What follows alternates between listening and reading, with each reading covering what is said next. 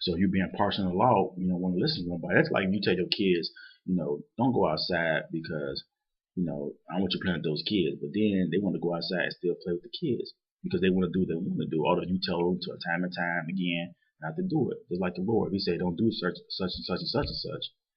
And then you do it anyway. Like we're as kids, and then look at you like that. You're just very disobedient. And we feel the same way. We want to punish our kids. Just like the Lord, He's going to punish you if you keep on doing these things that He said do not do.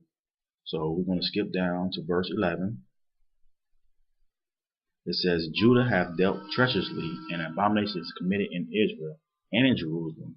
For Judah hath profaned the holiness of the Lord, which he loved, and hath married the daughter of a strange God. See, that's the problem. Like I said, got these false prophets out here teaching, telling you that the law's done away with. They being partial to the law. Then they worshiping this false God. It's so many gods out here and so many different religions. It's not even funny. It says it's one Lord, one faith, one baptism. It's not I'm a Muslim. I'm a Catholic. I'm a Methodist. I'm not a Baptist. No, it's only one Lord, one faith, one Baptist. It's not all these different gods. You serving Buddha and all this other stuff. Then you're not serving the right God. So you're serving a strange God. You have married the daughter of a strange God.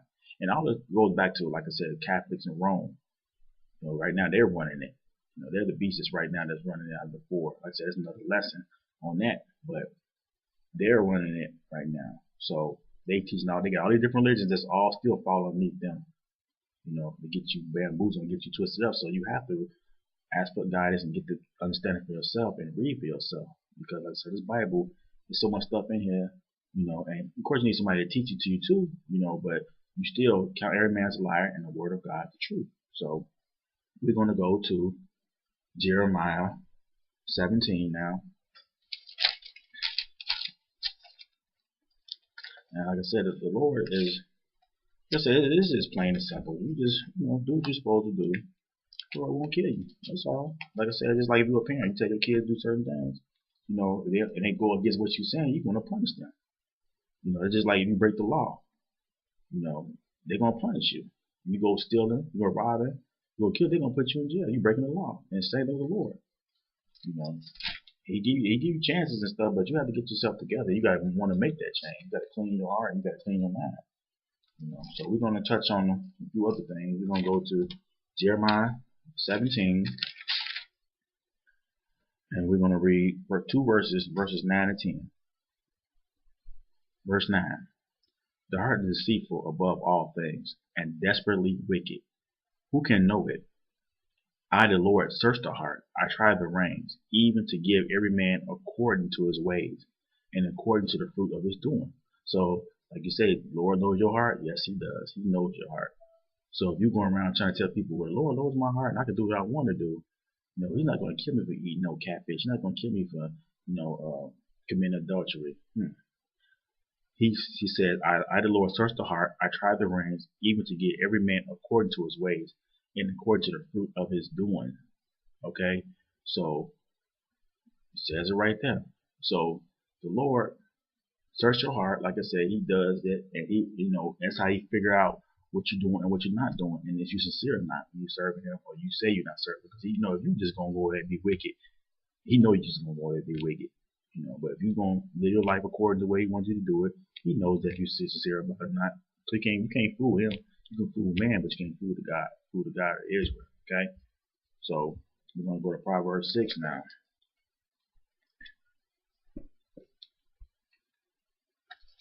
Proverbs 6.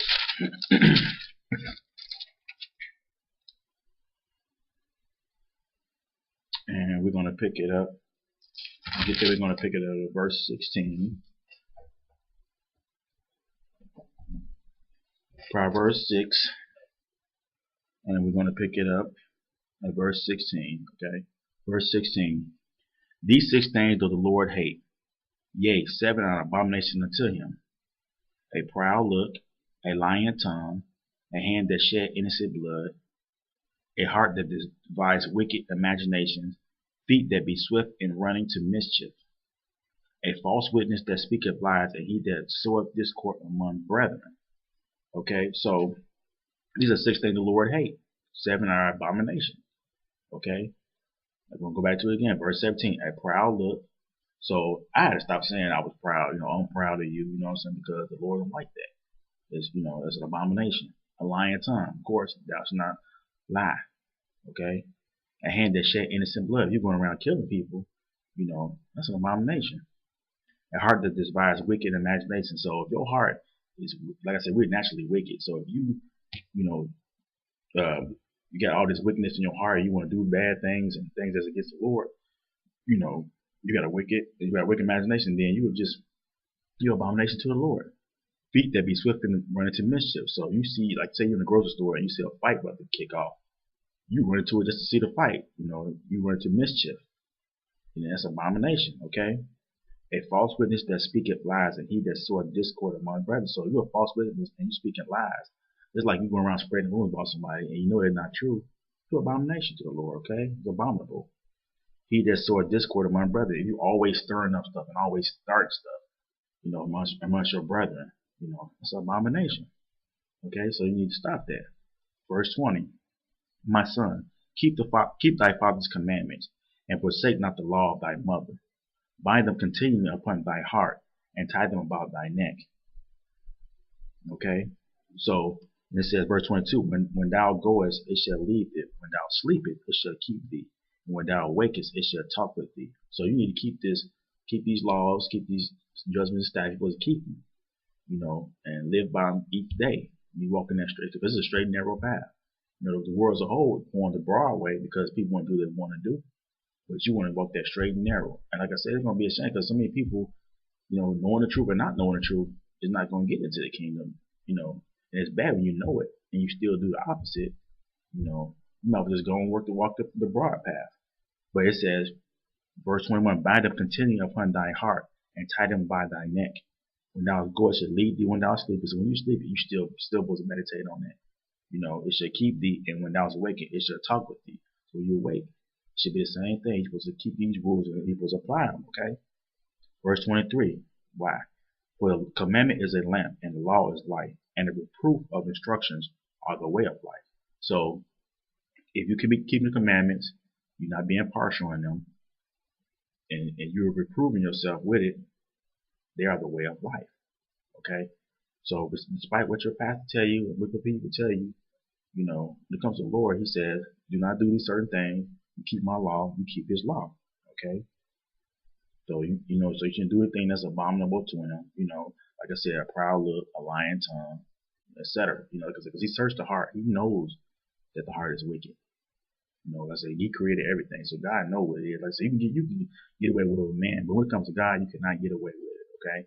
So we're going to go to Proverbs 8 now, next chapter. Proverbs 8. And we're going to pick it up at verse 5. We're going to read 5 through 11. Proverbs 8. And we're going to pick it up at verse 5.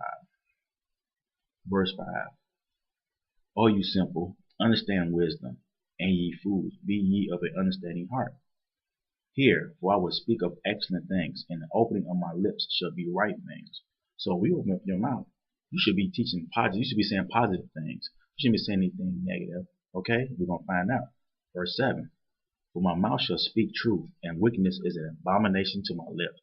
So if you're talking crazy, going around cussing folks out and, telling lies and speaking wicked about somebody, your lips are abomination. You're wickedness. You're wicked. Wickedness is abomination. You should be, like I said, verse 7, for my mouth shall speak truth, and wickedness is an abomination to my lips. So it should even come out your mouth, wickedness. Okay? Verse 8, all the words of my mouth are in righteousness. There is nothing foul or perverse in them. Like I said, the Bible speaks for itself. Verse 9, they are all plain to him that understandeth, and right to them that findeth knowledge. If you seeking knowledge, this is going to be right to you. It's plain to you. So you shouldn't be speaking wickedness. Your heart should be thinking of wicked things. Okay? Verse 10, receive my instruction, and not silver and knowledge, rather than choice gold. So, you got your pastor teaching you, you're supposed to prosperity is your birthright. You're supposed to have money. No, they should be teaching you about knowledge and how you can get salvation in the end, not how much money you can have. So it said, receive my instruction, and not silver and knowledge, rather than choice gold. So it's best to have knowledge. They receive this big car, this big house, all this money in the world, because it's not going to profit anything in the end if you didn't serve the Lord the right way. And so He searched your heart. So you guys might teach you about, oh, you got to have money. Of course, we need money to survive and make a living and feed our families with everything like that. But you don't make it no idol. You don't make it no God. It's best to have knowledge. I'd rather have knowledge, okay? Because the Lord take care of those we love, and He chasts. And if you're doing what you're supposed to do and you're following His laws and you're living life according to how you live, He wants you to live, He's gonna take care of you. Okay? So and I see that firsthand. He take care of, He take care of those. He take care of us, my family. So I know. Okay, so we're gonna verse 11. It says, "For wisdom is better than rubies, and all the things that may be desired are not to be compared to it." So wisdom is better than rubies. Okay, and it's not, and all the things that may be desired are not to compare to it. So if you want this big old house, whatever, but then you got to do something crazy to get it, you making it the whole agenda, or you want a certain type of car, hey, it's best to have knowledge. Okay, knowledge is the key to getting salvation. You understand? We're going to skip down to verse 13. "The fear of the Lord is to hate evil, pride, and arrogancy, and the evil way and the foul mouth do I hate." The Lord hates it. So if you arrogant, people use the word now swag. You got this swag and all this crazy stuff. People talking about, and you think you better than somebody else. Hey, guess what? The Lord hates it. So you're an abomination to the Lord. Okay. Verse 13. I'll read it again. It says, "The fear of the Lord is to hate evil, pride." So you need to hate evil. You can't should have all that pride in you. You shouldn't be arrogant. There's so many arrogant people in the world. It's not funny. These people got money who's arrogant. These people don't have no money arrogant. Some people are just arrogant, just all together. And the evil way and foul mouth do I hate. So the Lord hates that. So if you these things, then you need to stop doing it. You need to clean your heart. Ask for forgiveness and live your life the right way. Like I said, because then you abomination to the Lord. Like we read in Revelation, He got a place for you when you're being abominable. Okay. So now we're going to go to Proverbs 16 now. Proverbs 16, and we're going to read verses 5 through 7. Proverbs 16, and we're going to read verses 5 through 7. Verse 5. "Everyone that is proud in heart is an abomination to the Lord. Though hand join in hand, he should not be unpunished." So if you're proud in heart, you're an abomination to the Lord. Okay, so get rid of that pride. Okay, like I said, once I start figuring out that, because I know my father used to always tell me, he said, "Look, son, I'm proud of you. I did certain things, I got certain good grades, or I just did things good." He was proud of me, but see, you can't have that. And you naturally be like, "Oh, I'm proud of you," and stuff. Certain things your child or a person supposed to do anyway. Everybody got their own little job they're supposed to do. If your kid going to school, naturally you want your kids to get good grades. They're supposed to get good grades. Now they do certain things that they overachieve. Basically, they do things, not gonna say overachieve, but they do a good job or something. Okay, that's good. That's a good job. Okay, you can say that it's a good job. But you be, I'm pride, and you got all this pride in you. You're an abomination to the Lord. Okay. Let me see where we at. Verse 6.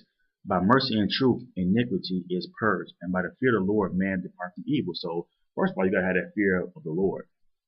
In order to depart from your evil ways and your wicked heart, you gotta have fear of the Lord.